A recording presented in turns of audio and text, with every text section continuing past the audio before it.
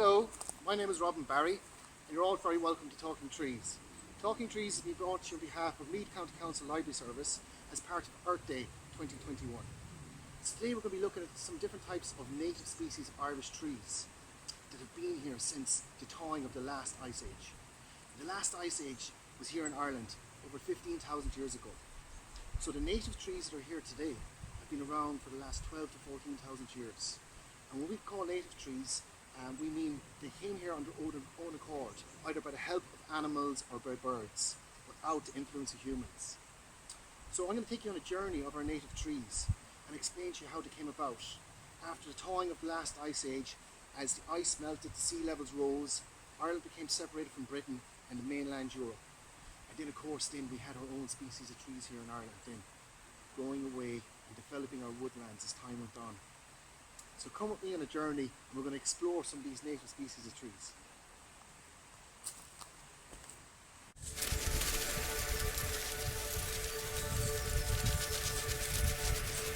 During the last ice age, Ireland was a barren place. It was inhospitable to many different species of plants and trees that we see living here today. As Ireland and England became separated from the continent Europe, the ice and the snow began to melt. And then the sea levels rose and Ireland became separated from England. And the island of Ireland was born. Then as time went on and the winters got milder, trees slowly started to grow. And as the winters went milder and milder, we got lots of different species of plants and trees starting to grow in our landscape. One of the first species was our Juniper Bush. And a juniper is in ancient folklore is known to have healing properties for the people who are ill and sick. The juniper berries would be burnt in the room of where the sick patients would be. And the purification properties of the burning of the juniper berries would then cleanse the air.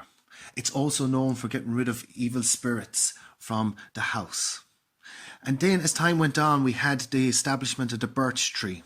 And the birch tree was well known for being used for making cots and cradles for children, because it was said to keep away the fairies. So during the bonfires and feast days, such as St. Bridget, fires would have been lit with the timber of the birch tree because it gave off such a bright light. As time went on, other species of trees became established, such as our willow. It's a hardy plant. And of course then our wonderful hazel, durable and resilient to drought and flooding. The hazel got established and started to grow alongside the birch and the willow. Then as time moved on, we had our Scots Pines. Our Scots Pines started taking over the landscape, and our ashes arrived along the scene then. And our forest started to flourish for the very first time.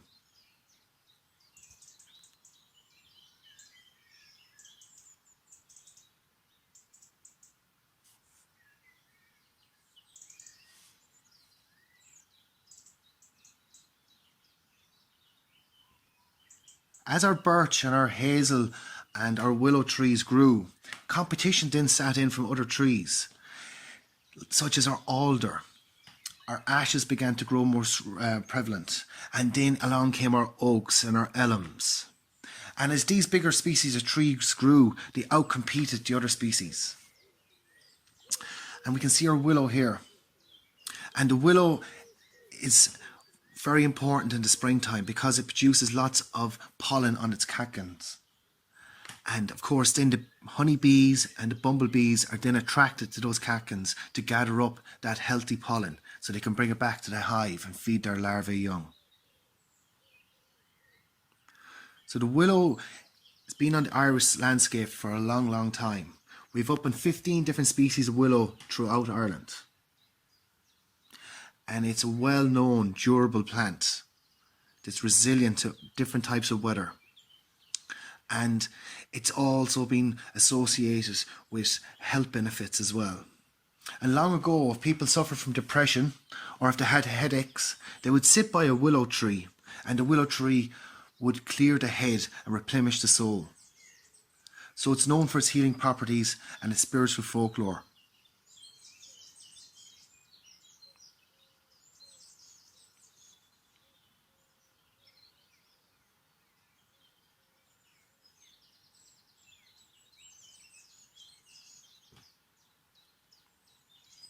Here we have a young willow sapling. And the willow is very flexible and durable and robust.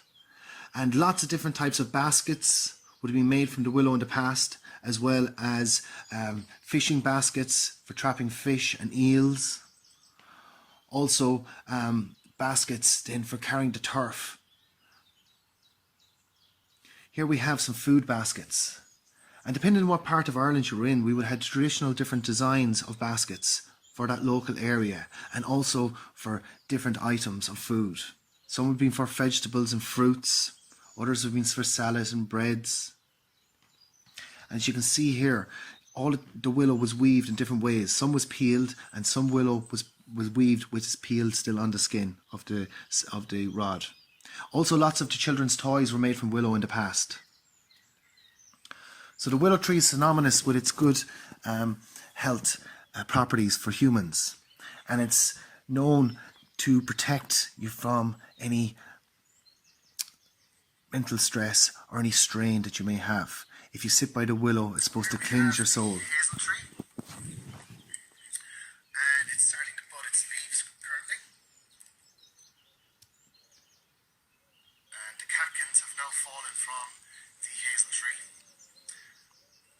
So the hazel tree is generally pollinated by wind, but bees do gather the pollen from the catkins, and as the bees gather the pollen from the catkins, as they move from catkin to catkin, their wing beats can disperse the pollen into the air, and then it can get travelled in through the woodlands to other trees for pollination. So the hazel trees are some of our earliest trees here in Ireland after the Ice Age.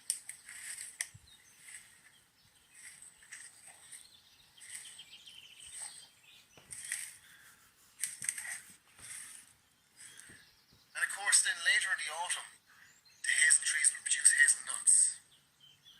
And these hazelnuts have high nutritional value. They're full of minerals and oils that are very good for our body and our well-being. And of course these hazelnuts provide an abundant source of food for different types of mammals, birds, and of course the squirrels.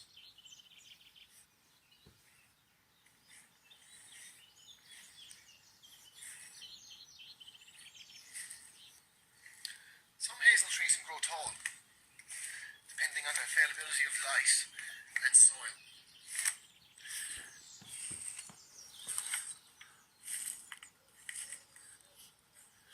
They're quite durable and robust, and hazels were used in the past as attaching material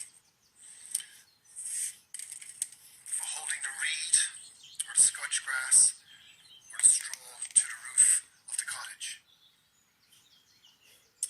As you can see, it can grow quite long and tall, and when coppiced, when cut in the winter time, the sap is low, and then you have a lot of flexibility with the rods of the hazels.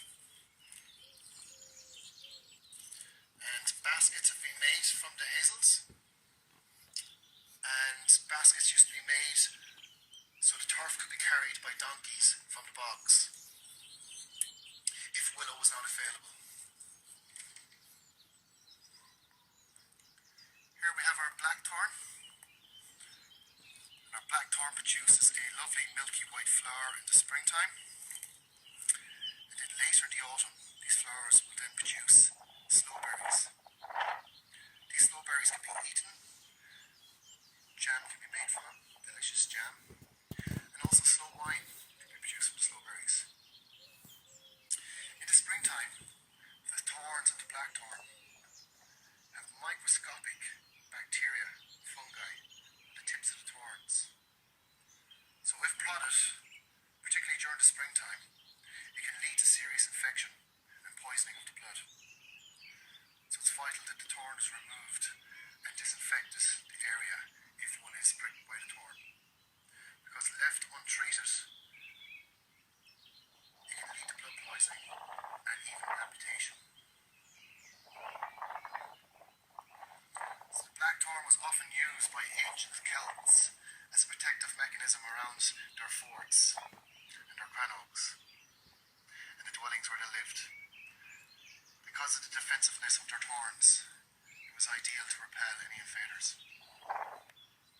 Here is our Scots Pine.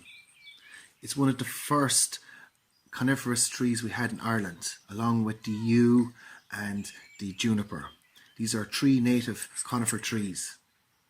And these Scots Pine have been here in Ireland since the beginning of the end of the last ice age.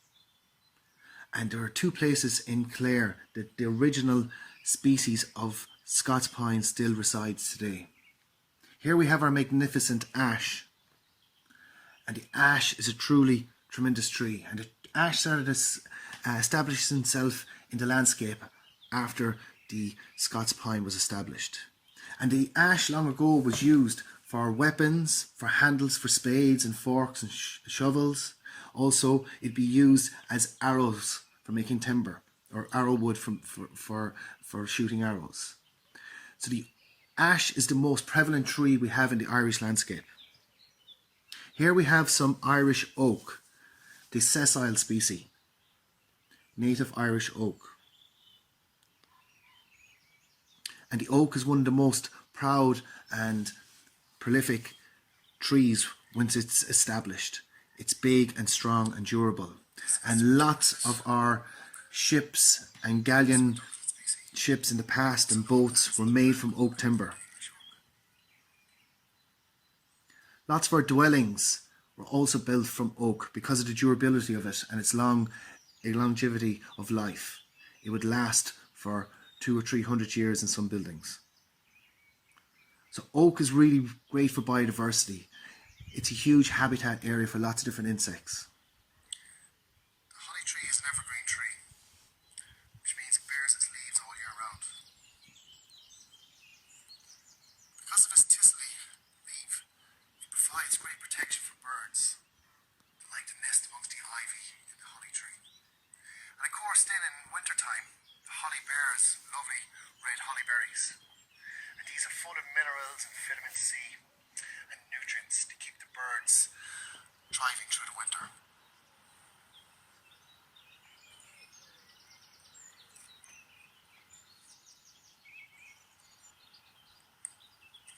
Here we have two wood pigeons.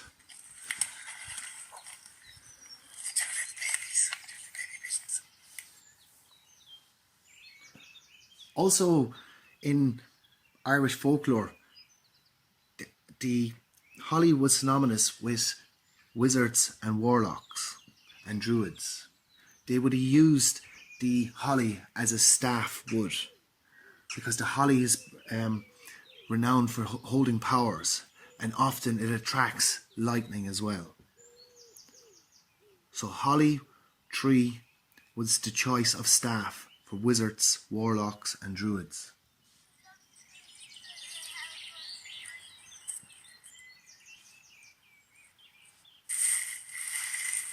After trees die, they leave an abundance of food for other different species to eat and consume. Different insect species go around the woodland floor, eating up lots of these dead logs, breaking them down to small tiny pieces, replacing minerals and nutrients back into the ground, into the soil, for more trees to grow. We've got our wood louse.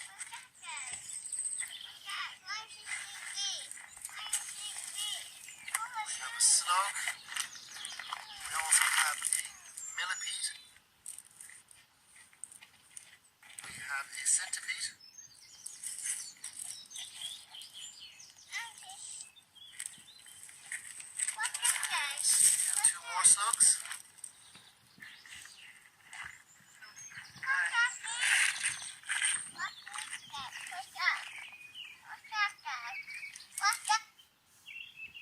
Here we have a mushroom. And mushrooms are fungi, and they help break down any of the dead organic material within the woodlands. So with the microorganisms, the bacteria in the soil, the insects such as our woodlouse, our ground beetles, our centipedes, our millipedes, they all help in the breaking down of the dead leaves and dead twigs to give nutrients and minerals back to the soil. Then we have flowers that will grow within the woodlands because of the availability of those nutrients. And of course those flowers provide lots of food, such as nectar and pollen, to different types of insects. Here we have a beech tree sapling. Here's one of our introduced species. Producing its fresh leaves.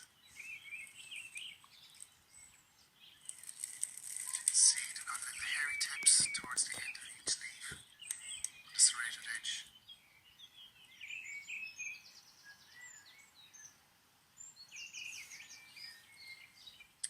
And in the autumn time, these leaves turn a coppery golden brown.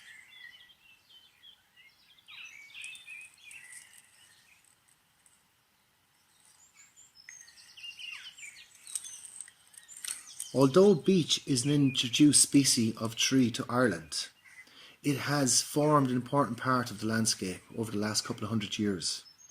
And it provides very important habitats for lots of different species of wildlife. Also, the beech tree is an excellent absorber of carbon dioxide from the atmosphere. So it can take in a lot of carbon dioxide from the atmosphere because of its big canopy.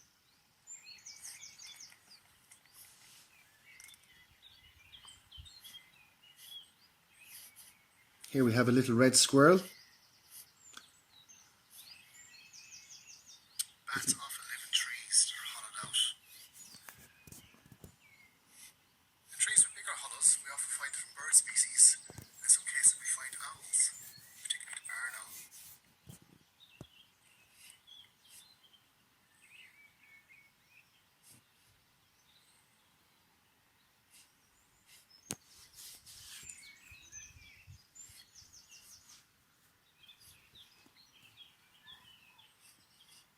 We also have different bird species nesting amongst the tree.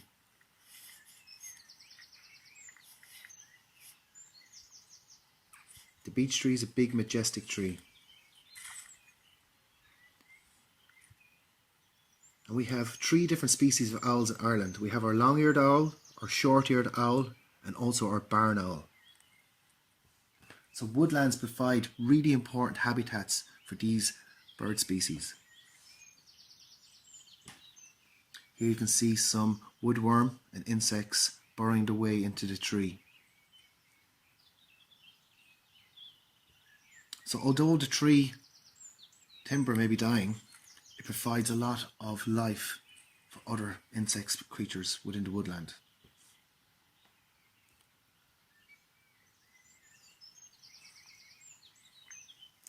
And the more trees we have in the woodland, the more flora and fauna we'll have within that woodland. We'll have more different types of flowering plants and insects.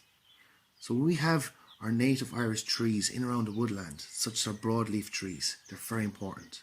Our ancestors thought of trees as sacred in times gone by. And that each different species of tree had a different character and had an importance within the woodlands. Not just for us humans, but for birds and animals and wildlife in general. So trees are very majestic. They have auras about them.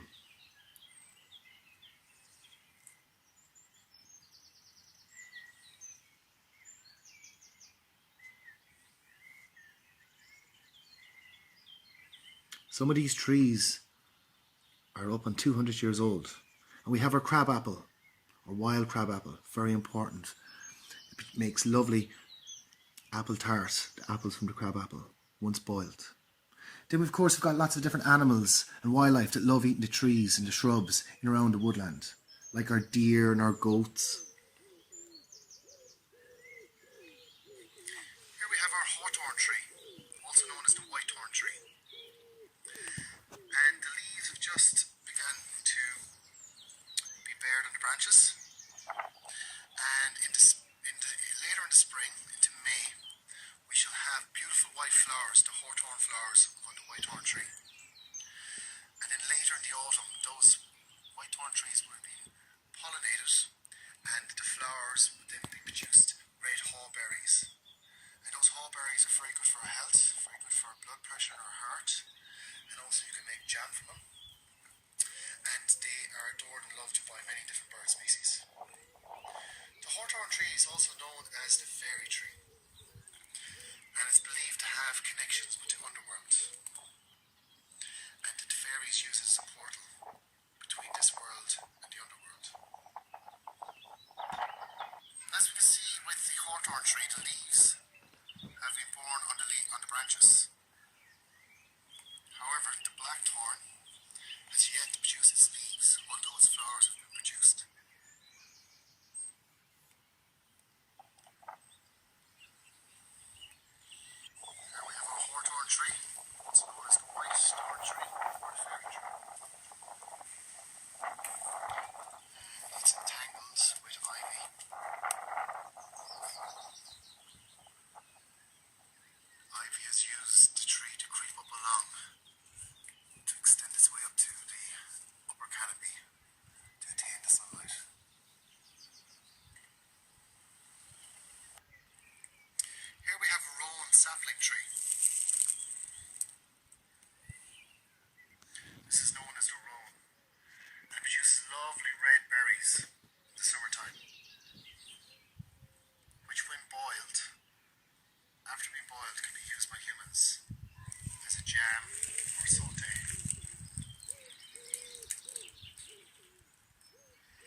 It's a delicate tree to row in, and it contains many health properties.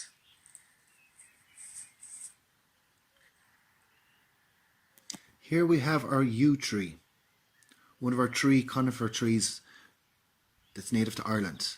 And the yew tree is synonymous with graveyards and old ring forts because it's thought that the yew protects you from evil spirits, and it's a sign of rejuvenation and rebirth.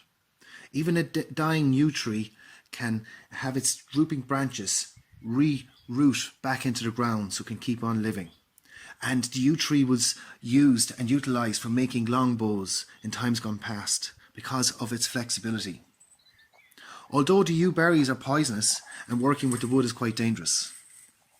Buckthorns traditionally use blacksmiths to make charcoal because of the intense heat that comes with charcoal made from the buckthorn tree.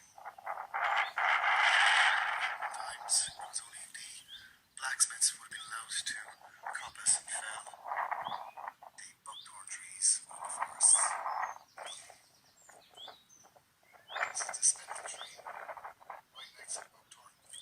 It's also known as the robin's tree, because when the spindle bears its berries, the robin bird then protect that tree, so it can consume the berries from that tree, protect it from other birds taking them. Hence it's known as the robin's tree. Buckthorn is an extremely valuable tree. Times gone by, particularly due to the charcoal that is made from the buckthorn and its ability to smoulder iron metals, metal ores. Also, the buckthorn tree is a site-specific tree for a butterfly known as the brimstone butterfly. The brimstone butterfly will only lay its eggs on the buckthorn tree. When those eggs hatch into caterpillars go about eating the leaves of the buckthorn. And the brimstone butterfly will only lay its eggs on the buckthorn itself. Trees and woodlands provide vital ecosystem services, not just in terms of biodiversity, providing habitats and shelter and food for many different species of birds, animals and insects, but the trees also help our climate with absorption of carbon dioxide from the atmosphere. But trees also protect our waterways, particularly the trees that line the riverbanks. The native trees help protect the banks from erosion. The roots of the trees will hold the soil in position so the soil won't be washed into the rivers. And then of course when the trees shed their leaves or their berries or their fruits or their seeds, those organic waste materials become a vital food source for lots of what we call aquatic invertebrate species.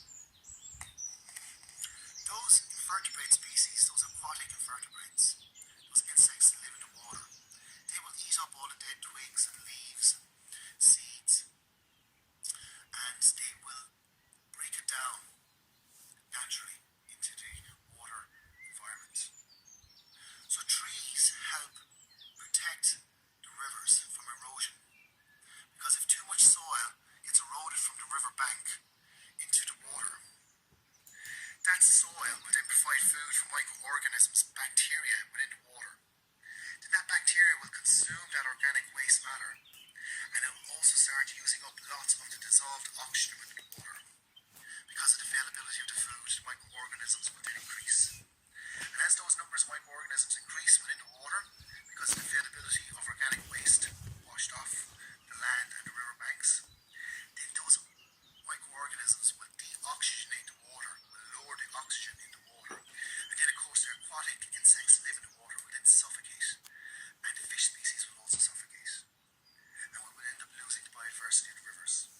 So trees provide a vital services in terms of ecosystem services, water purification, riverbed protection, and also it helps purify our atmosphere for us human beings. Here we can see lichens growing in the trees. And lichens and lichens are very good, what we call bioindicators of air pollution. If you see these long grey ones growing off the trees, these are a sign of, these are what we call pollution sensitive lichens. And of course then the air around it is pretty clean. So trees have lichens growing in them, and it can give a direct information of how the air quality is in that area by the species of lichens that are growing on the trees. So if you see lichens like this growing in our woods, it's a sign of your air quality is quite good. And of course we have other trees that were introduced to Ireland, such as our fruit trees, like our apple trees. Our pear trees were also introduced.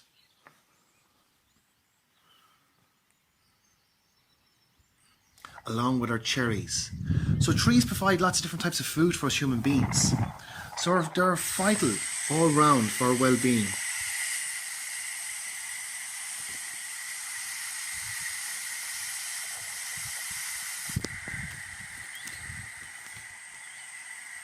Here we have a river system, and we have trees either side of the bank of the river. The tree root system is protecting the soil from being eroded from the land into the river. Also, when it rains, the trees protect the bank from the heavy rainfall. And then the trees provide vital nutrients for the river itself.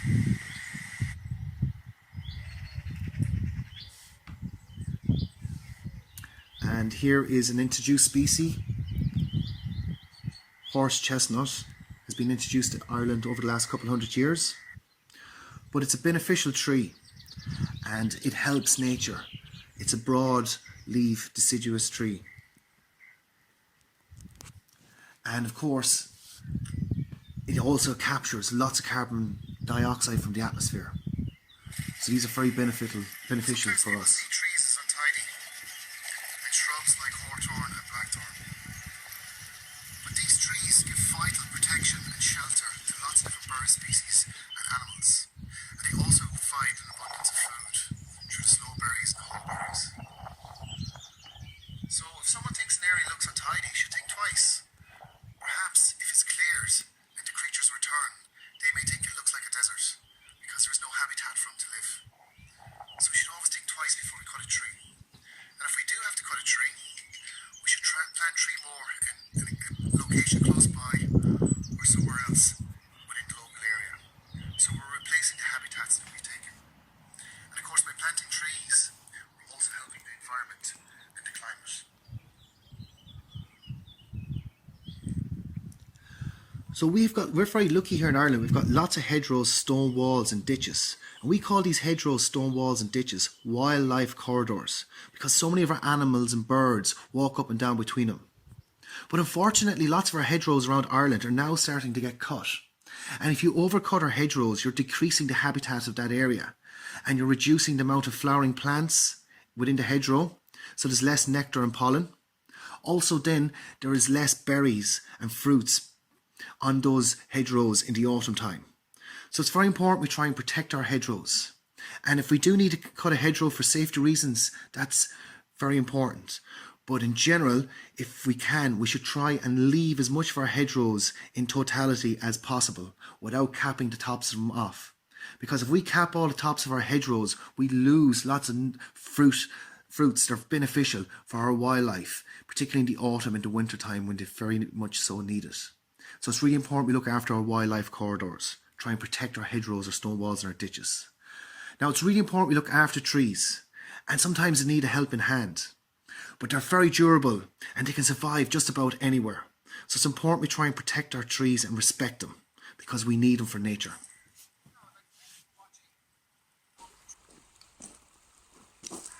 Now I'd like to thank you for watching Talking Trees. And I hope you all have a big appreciation now of the importance of our native Irish tree species in terms of climate change, our biodiversity, water purification and general ecosystem services. And of course then the well-being we all receive from being around the trees within nature. So I'd like to give a big thanks to Meath County Council Library Service for promoting Talking Trees as part of Earth Day 2021. Slán.